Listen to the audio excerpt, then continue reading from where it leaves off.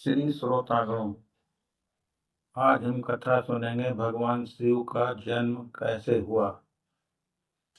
सनातन धर्म में भगवान शिव को अनजन्मा कहा गया है, अर्थात जिनका कोई जन्म ही नहीं हुआ। लेकिन पुराणों में एक अत्यंत रहस्यमय कथा मिलती है जो बताती है कि भगवान शिव कैसे प्रकट हुए और क्यों उन्हें सृष्टि का सबसे महान देव माना जाता है। बहुत समय पहले की बात है, न दिन था, न रात थी, न धरती थी, न आकाश था। चारों ओर केवल गहरा अंधकार और अनंत शून्य था। उस समय केवल एक परम शक्ति विद्यमान थी जिसे परम ब्रह्मा कहा गया। उसी अनंत शक्ति से सबसे पहले भगवान विष्णु प्रकट हुए।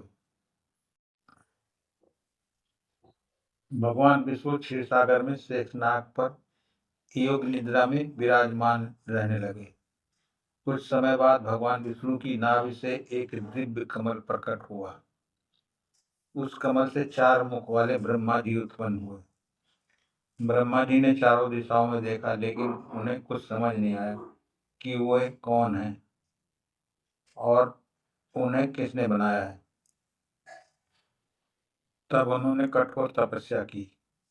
तपस्या के बाद उन्हें आकाशवाणी सुनाई दी, तुम सृष्टि की रचना करो। ब्रह्मा जी ने सृष्टि निर्माण का कार्य संभाल लिया। धीरे धीरे देवता, दानव, मनुष्य, पशु, पक्षी और सभी लोगों की रचना होने लगी। लेकिन एक समय ऐसा आया जब ब्रह्मा जी और विष्णु जी के मन में अहंकार उत्पन्न हो गया। दोनों स्वयं को सबसे बड़ा और सर्वोच्च मानने लगे।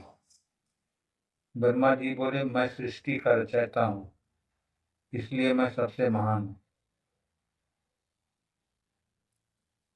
भगवान विष्णु बोले, मैं इस सृष्टि का पालन करता हूँ, इसलिए मुझसे बड़ा कोई नहीं। धीरे धीरे ये विवाद बढ़ता गया। तभी अचानक दोनों के बीच एक विशाल अग्नि स्तंभ प्रकट हुआ। वो अग्नि इतनी प्रचंड थी कि उसका आदि और अंत दिखाई नहीं दे रहा था। उसकी चमक से पूरा ब्रह्मांड कांप उठा। ब्रह्मा जी और विष्णु जी आश्चर्यचकित रह गए। उन्होंने सोचा कि जो भी इस अग्नि स्तंभ का आरंभी अंत खोज लेगा, वही सबसे बड़ा कहलाएगा। भगवान विष्णु वराह रूप में धारण करके उस स्तंभ को अंत खोजने लगे। नीचे पाताल की ओर गए। वहीं ब्रह्मा जी हंस का रूप लेकर ऊपर आकाश की ओर उड़ चले ताकि उसका आरंभ हो सके। हजारों वर्ष तक खोजने के बाद भी दोनों को उस अग्नि स्तंभ का न आदि मिला और न अंत। अंत में भगवान विष्णु ने स्वीकार कर लिया कि वह उस दिव्य शक्ति को नहीं समझ सका। वह वापस लौट आए और विनम्र होकर बोले, ये शक्ति हम दोनों से परे।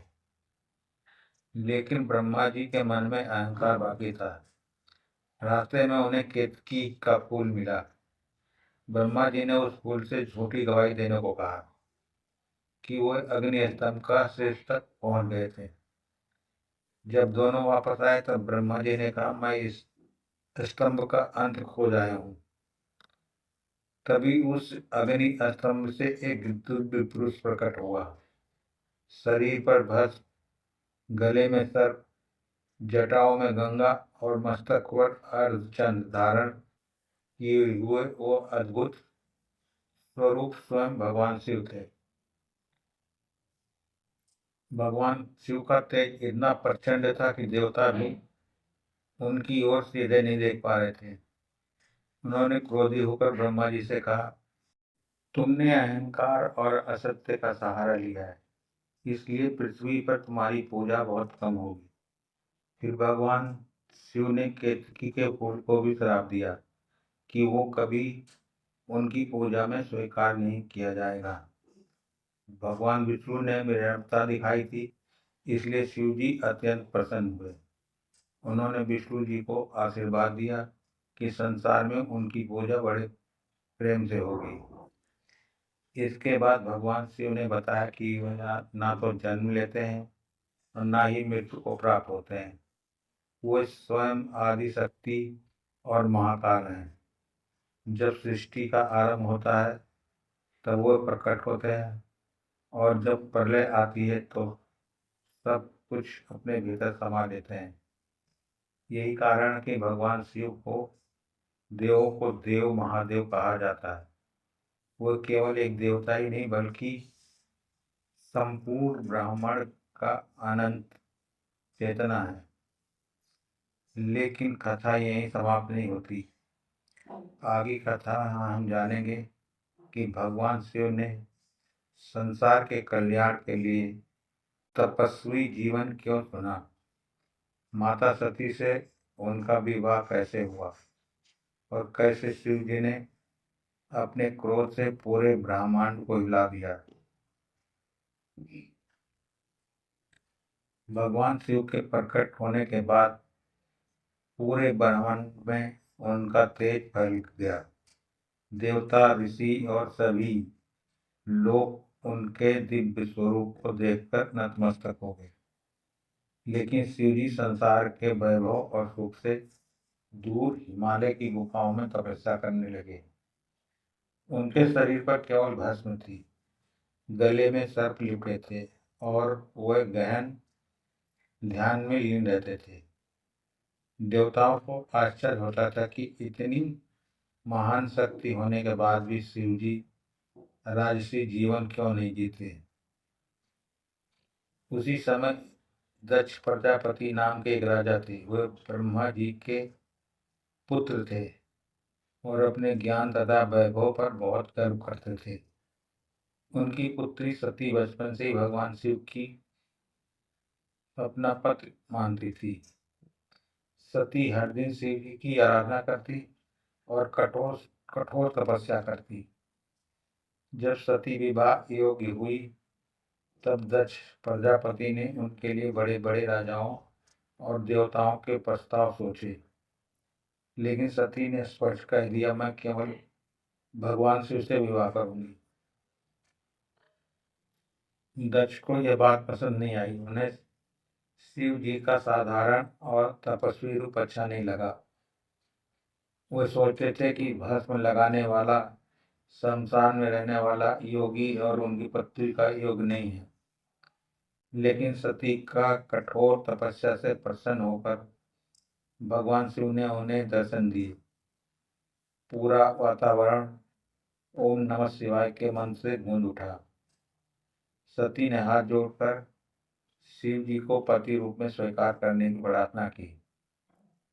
भगवान शिव ने सती की भक्ति देखकर विवाह के लिए सहमत दे दी।